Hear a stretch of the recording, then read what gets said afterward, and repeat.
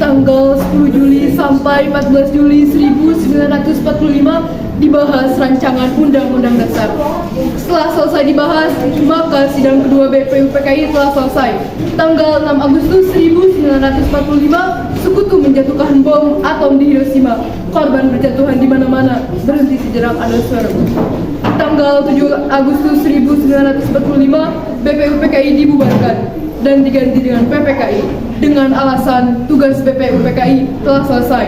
Tanggal 9 Agustus diganti dengan PPKI dengan alasan tugas BPUPKI telah selesai.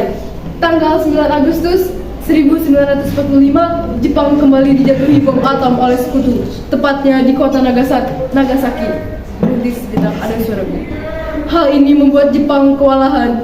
Setelah peristiwa pengeboman, 3 tokoh Indonesia, yaitu Insinyur Soekarno, Dr. Andes Muhammad Hatta, dan Dr. Rajiban Wedyo Diningrat dipanggil oleh Marskal Terauchi di Dalat, Vietnam.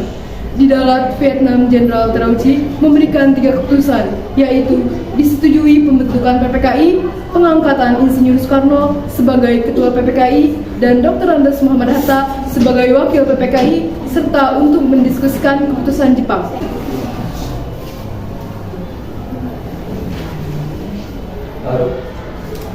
Selamat pagi Bung Karno. Anda siapa? Saya Jenderal Terauchi Panglima Jepang. Bisakah kita membuat pertemuan antara saya, Anda, untuk membicarakan kemerdekaan bagi bangsa Indonesia? Baiklah, kami akan berangkat pada sore. Baiklah, jika begitu, terima kasih Bung. Insinyur Soekarno membicarakan undangan Terauchi kepada Bung Hatta dan Rajiman. Selamat pagi. Selamat pagi Bung. Selamat pagi Bung. Kedatangan saya ke sini untuk menyampaikan undangan Terauchi kepada kita untuk menuju ke dalam Vietnam. Untuk apa kita bisa? Untuk membicarakan kemerdekaan Indonesia. Esok harinya, Insinyur Soekarno, Bung Hatta, dan Rajiman sudah sampai di Dalat, Vietnam. Mereka dijemput oleh Terauchi.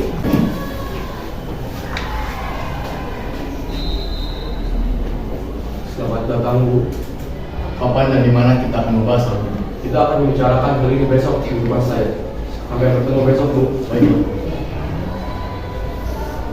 Pagi hari setelah menginap di hotel, Soekarno dan rekan-rekan bertemu Terauchi dan melakukan perbincangan. Kami akan memberikan kemerdekaan bagi bangsa Indonesia sehingga terbentuknya PPKI kemarin yang akan membantu. Lalu, apa saya itu PPKI? PPKI akan membahas semua kelengkapan negara pada saat proklamasi. Apa yang akan dilaksanakan proklamasi? Tak perlu khawatir. Akan tetapi kami juga berusaha mengikutkannya. Jepang akan memberikan kemerdekaan bagi bangsa Indonesia. Apakah wilayah Indonesia akan mengikuti seluruh wilayah yang ada di Hindia Belanda? Mungkin bisa jadi wilayah Indonesia mengikuti wilayah tersebut. Pertemuan tersebut hanyalah tipuan muslihat dari Jepang untuk membantu bangsa Indonesia tidak berontak. Soekarno dan rekan-rekan pun kembali ke Indonesia. Sebelum pulang, mereka singgah ke Singapura untuk menemui 3 pimpinan PPKI. Soekarno selanjutnya mencari tahu bahwa Jepang telah menyerah pada Sekutu. Hari berikutnya, Soekarno dan rekan-rekan melakukan rapat koordinasi. Bung Karno, Hatta, Rajiman kembali diundang ke Singapura menemui 3 pimpinan PPKI. Dalam perjalanan mereka berbincang. Saya belum yakin jika Jepang telah menyerah kepada Sekutu. Kalau begitu, kita perlu disusul wilayah ini dengan beberapa tokoh yang ada di Indonesia. Lalu siapa saja tokohnya? Baik golongan muda maupun golongan tua untuk membicarakan kemerdekaan. Setelah mengetahui kekalahan Jepang dari siaran radio BBC, para pemuda menemui Insinyur Soekarno dan Muhammad Hatta di rumahnya Jalan Pegangsaan Timur, nomor 56 Jakarta, untuk mendesak Insinyur Soekarno dan Muhammad Hatta agar mengumumkan kemerdekaan saat itu juga, dengan Sultan Syahrir sebagai juru bicara. Bung Karno, Jepang sudah kalah. Seharusnya kita cepat memproklamasikan kemerdekaan. Kita tidak bisa begitu saja memproklamasikan kemerdekaan. Kita harus membahas dalam rapat PPKI. Kita tidak mungkin membahasnya dalam rapat PPKI karena PPKI dibentuk oleh Jepang dan bangsa Indonesia asal dari usaha rakyat Indonesia, bukan dari bangsa lain. Bukan begitu. Kita seharusnya membicarakan ini dalam rapat PPKI karena PPKI adalah badan yang bertugas untuk kemerdekaan Indonesia. Dengan demikian, usaha para pemuda dengan juru bicara Sultan Syahrir untuk membujuk Insinyur Soekarno agar segera memproklamasikan kemerdekaan mengalami kegagalan. Setelah mengalami kegagalan, membujuk Bung Karno Soekarno, maka para pemuda kembali mengadakan rapat dengan Hairul Saleh sebagai pemimpin.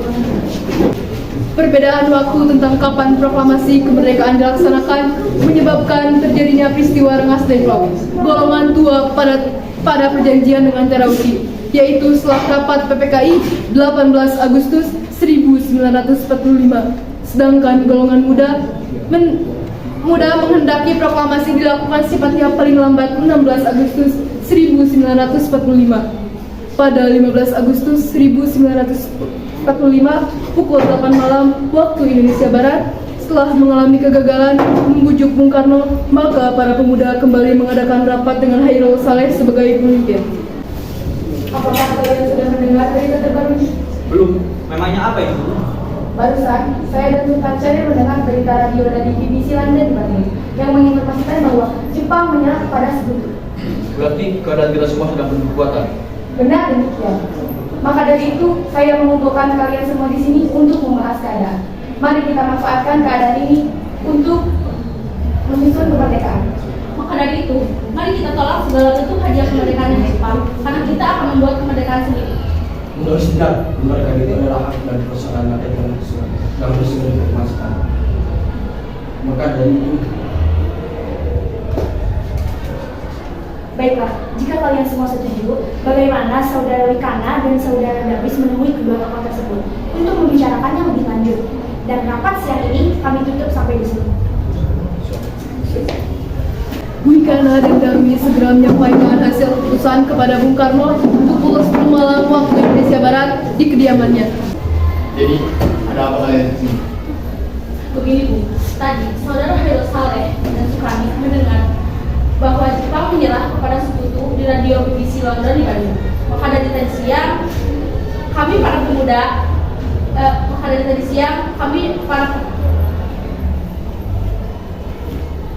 Inilah saya, setelah saya selama saya mengoyok itu. Dan sudah hilang nyawa ini juga. Jangan tunggu besok. Suasana emosional pun terjadi di antara kedua belah pihak tersebut. Darwis dan Wikana pun pulang ke kediaman masing-masing. Sementara itu, pukul 12 malam menjelang 16 Agustus 1945, para pemuda kembali rapat dengan membahas tindakan-tindakan yang akan dibuat sehubungan dengan penolakan Soekarno-Hatta. Pertemuan ini masih dipimpin oleh Hairul Saleh. Begini, menurut laporan Wikana dan Darwis setelah bertemu Soekarno dan Bung Hatta, sepertinya golongan tua tak akan pernah menyerah meskipun sudah didesak seperti tadi. Maka kita harus mencari jalan keluar dari semua ini. Benar, apakah ada saran? Bagaimana kalau kita mengasingkan Bung Karno dan Bung Hatta keluar dari Jakarta dengan tujuan untuk menjauhkan mereka dari pengaruh Jepang? Bagaimana? Di mana kita akan mengasingkan mereka, Bu? Bagaimana jika di Rengas Dengklok? Di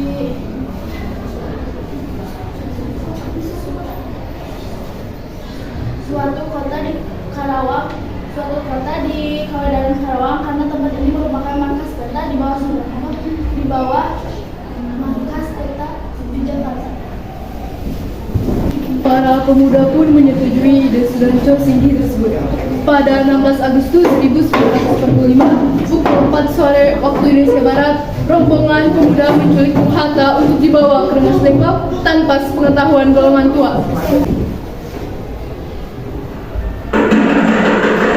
Assalamualaikum. Waalaikumsalam. Mari Bung Hatta ikut kami. Kemana saya akan bawa pergi? Lagi pula, kenapa kita harus pergi? Rengas Dengklok, ini sudah menjadi keputusan para pemuda. Selain itu, rakyat sudah menyerbu kota. Apa yang Anda bicarakan? Jika itu benar, kita tidak bisa melawan Jepang karena di Jawa masih utuh. Ini sudah jadi kesepakatan kami, Bu, dan Bung Hatta harus tetap ikut dalam kami. Ini demi kebaikan Anda, Bu. Ayolah, Bung, waktumu hampir habis. Rombongan pemuda juga menculik Soekarno. Soekarno bersedia ikut dengan rombongan pemuda ke Rengas Dengklok jika anak dan istrinya diajak pulang. Bung Karno! Ya, ada apa? Anda harus ikut kami ke Rengas Dengklok. Untuk apa aku ikut dengan kalian? Ini sudah jadi kesepakatan para pemuda, Bung. Kami akan membawa Anda dan Bung Hatta ke Rengas Dengklok. Tak sadarkah kalian jika aku memiliki istri dan anakku yang masih kecil? Bagaimana dengan mereka? Apa ini kamu? Kenapa banyak orang? Itu sangat takut mendengar suara kalian. Dimas, pemuda-pemuda ini akan membawaku dan Hatta ke Rengas Dengklok. Untuk apa kau mas? Untuk menjauhkan kembali Bung Hatta dari pengaruh Jepang. Lalu bagaimana dengan kuda Bungkuk? Apakah kalian akan meninggalkan kami? Benar, aku tidak mau meninggalkan anak dan istriku pergi. Jika kalian mau membawaku, kalian juga harus membawa mereka. Baiklah Bu, kami akan membawa Anda dan anak istri Anda. Tapi kita harus pergi sekarang. Rombongan pemuda yang membawa Soekarno dan Hatta tiba di Rengas Dengklok. Maaf, kami membawa saudara sekalian kembali dengan paksa. Karena kami tidak bisa menunggu lebih lama lagi untuk kemerdekaan Indonesia. Jadi, dimohon untuk dipertimbangkan kembali. Mengapa kau begitu percaya dengan kabar itu, Kardi? Jepang pasti akan memerdekakan kita, tapi bukan sekarang. Saya tidak setuju dengan itu Bu. Kami para pemuda ingin kemerdekaan itu aja upaya kami.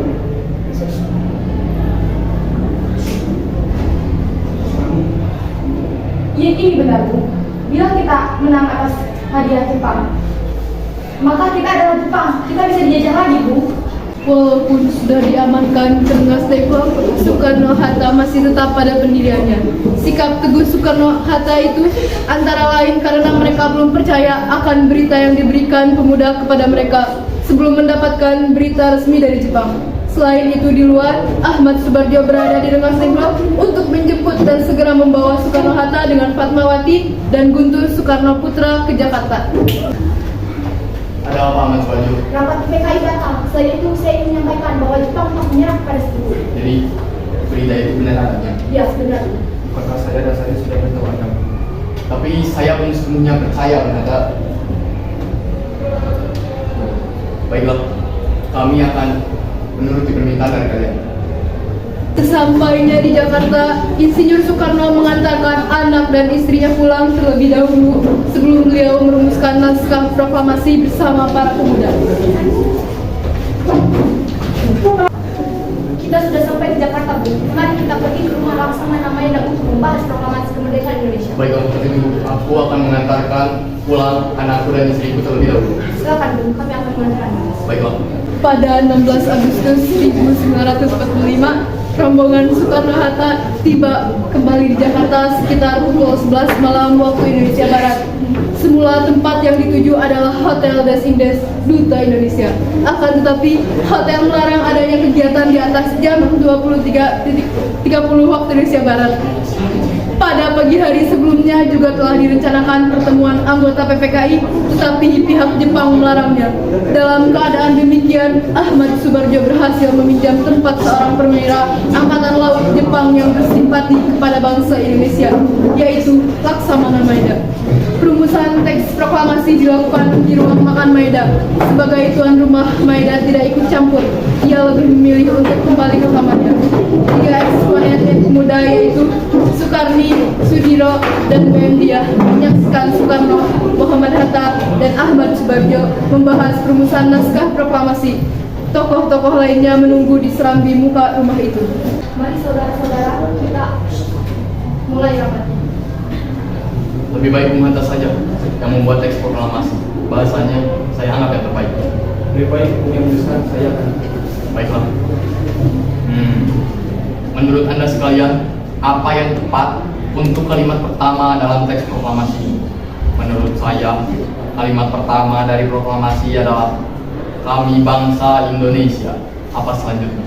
Bagaimana kalau kelanjutannya? Kami bangsa Indonesia dengan ini menyatakan kemerdekaan Indonesia. Baik, sudah saya tulis. Lanjutannya Bu, hal-hal yang mengenai perpindahan kekuasaan dan lain-lain dengan cara seksama dan dalam tempo singkat-singkatnya. Ya, bagus sekali. Bagaimana dengan yang lainnya? Apakah kalian semua setuju? Anda harus setuju akan tadi. Bagaimana bisa mengenal? Saya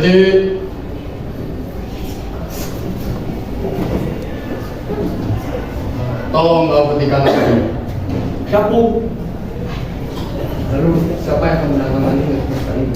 Bagaimana kalau naskah ini ditandatangani dengan semua orang yang hadir? Saya rasa jangan. Menurut saya terlalu banyak. Menurut saya lebih baik Soekarno dan Hatta. Lalu kapan dilaksanakan? Menurut saya tanggal 17 adalah tanggal yang baik. Sebagaimana Al-Quran diturunkan tanggal 17. Selain itu, dalam sehari semalam, orang Islam sholat sebanyak 17 rakaat. Jadi, bagaimana bila tanggal 17 hari ini Jumat Legi? Setuju, Bu. Lebih cepat lebih baik. Pukul berapa kita akan melaksanakannya? 10 tepat. Bagaimana? Saya akan menyuruh Fatmawati untuk menjahit bendera merah putih. Tolong siapkan yang Tapi di mana kita akan melaksanakan? Saya ingin memberitahu bahwa warga Jakarta dan sekitarnya sudah diserukan di lapangan Iskandar guna untuk pembacaan teks proklamasi. saya tidak setuju. Saya khawatir akan ada bentrokan antara rakyat dan penguasa Jepang.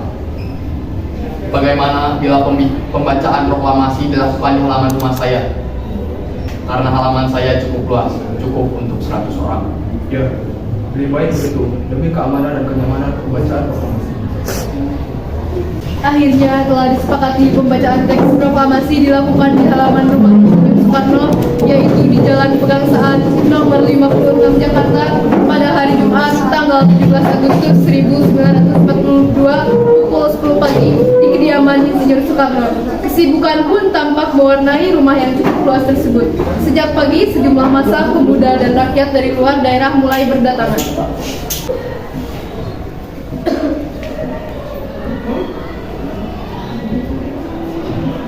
Maaf, Bu Wati, bagaimana ini?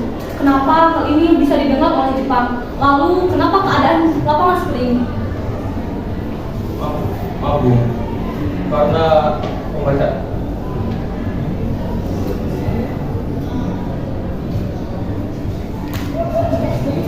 Kesibukan pun tampak mewarnai rumah yang cukup luas tersebut.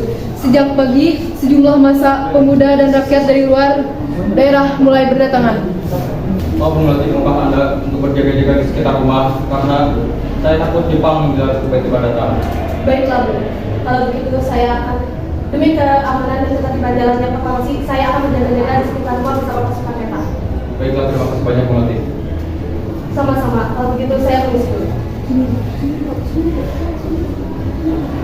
Kesibukan tampak mewarnai rumah yang cukup luas tersebut. Sejak pagi, sejumlah massa, pemuda, dan rakyat dari luar daerah mulai berdatangan. Banyak rakyat menggunakan pakaian hitam-hitam dan bersenjatakan kelewang. Untuk menjaga ketertiban dan keamanan jalannya upacara proklamasi, Dr. Muwardi meminta Sudanco Latif Hendra Ningrat untuk berjaga-jaga.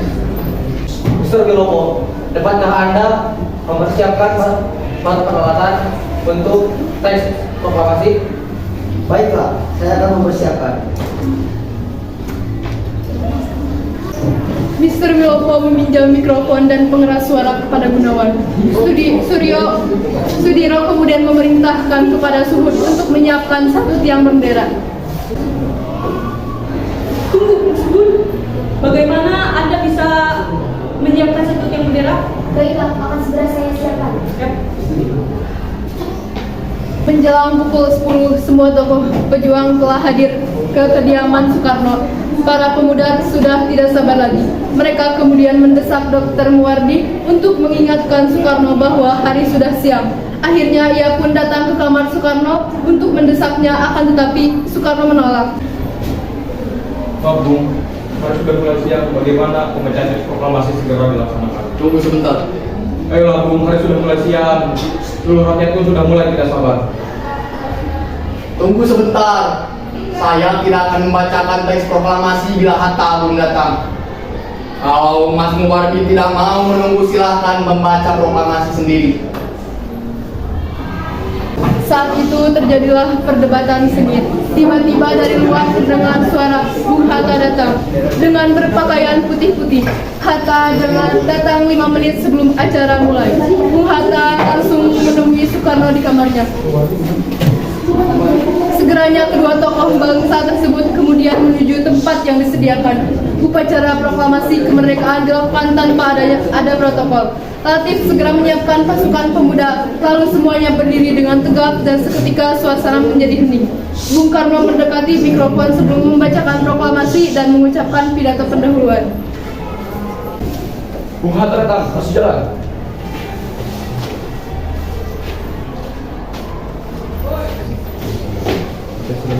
Silakan.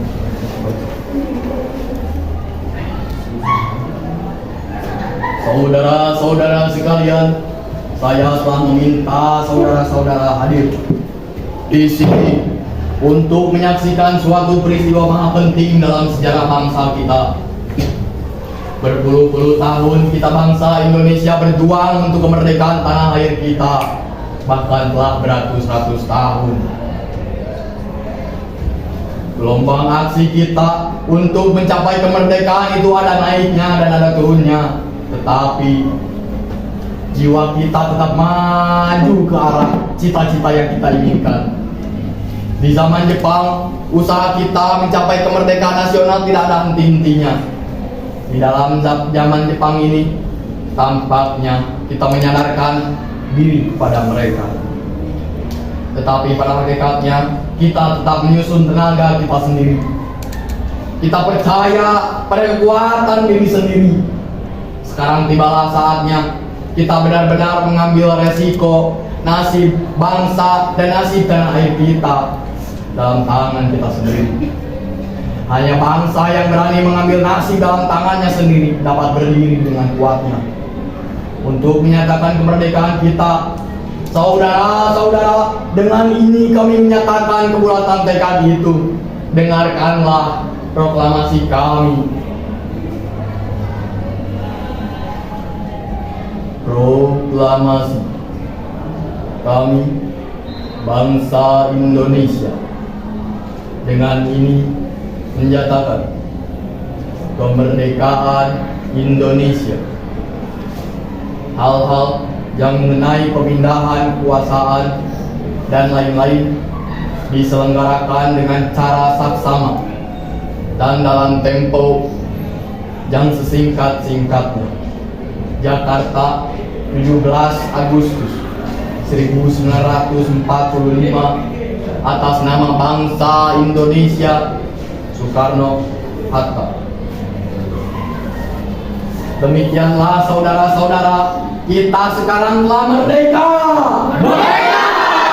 Tidak ada satu ikatan lagi yang mengikat tanah air kita dan bangsa kita. Mulai saat ini kita menyusun negara kita, negara merdeka, negara Republik Indonesia, kekal dan abadi. Yang insya Allah Tuhan memberkati kemerdekaan kita ini.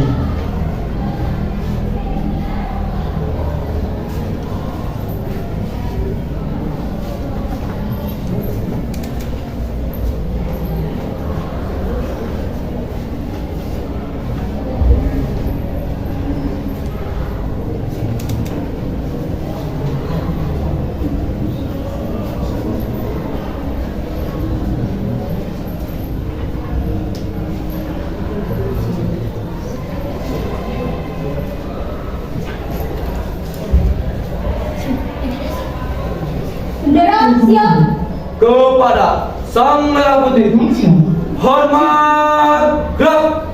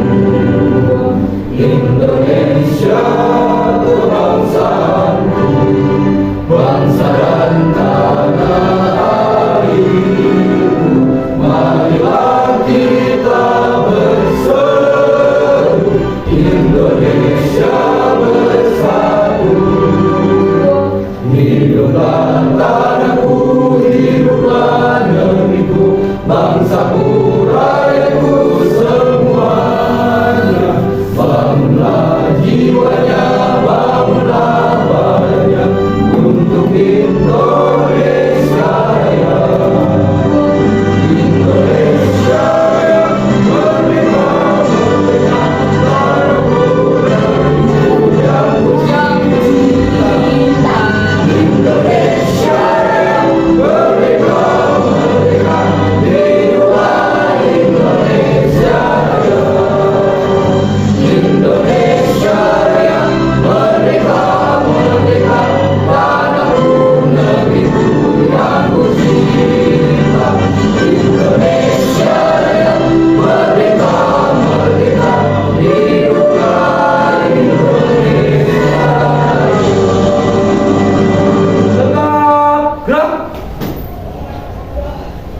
Ya.